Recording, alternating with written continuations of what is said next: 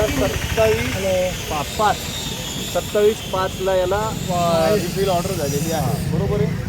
त्यांना मेसेज द्या, डिलिव्हरी स्टेटसला डिलिव्हर दाखवतोय.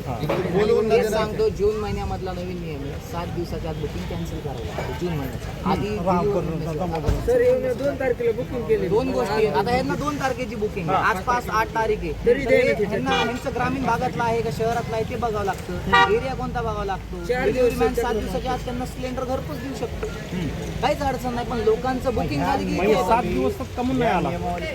सर्वांना सांगतो का मी, केवायसी कंपल्सरी आहे म्हणून सांगितलेलं आहे, बोलून नाही. थोडंसं लोकांनी प्रत्येक पट्ट्यात सगळे नोटीस काढलं तर काचेवर कमीत कमी आम्ही HP ॲप लावलं होतं, ते सुद्धा काढले. लोकांना ते घेतलेलंच नाही, तेच चालू आहे. एकदा झाल्यानंतर परत आज मॉर्निंगला आम्ही 350 सिलेंडर डिलिव्हर केले. आत्ताही माझ्या 3 गाड्या बाहेर आहेत. उक्कडगावला आत्ता एक गाडी आहे, ह्याला माळजावळ्याला पेडबीडला आत्ता एक रिक्षा आहे माझी, आत्ता या पालवणच्या एरियामध्ये एक रिक्षा आहे माझी. मग त्या लोकांना घरपोच सेवा चालू देत नाहीत ना सर.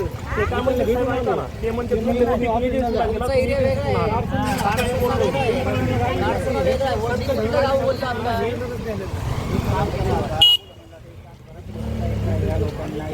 केवायसी नाही आहे, त्यांना केवायसी कंप्लीट करायला सांगा. त्यांना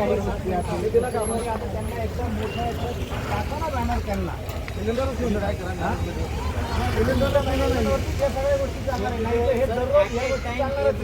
ऐका ना, आज सकाळी कुणालाही अडचण नाही.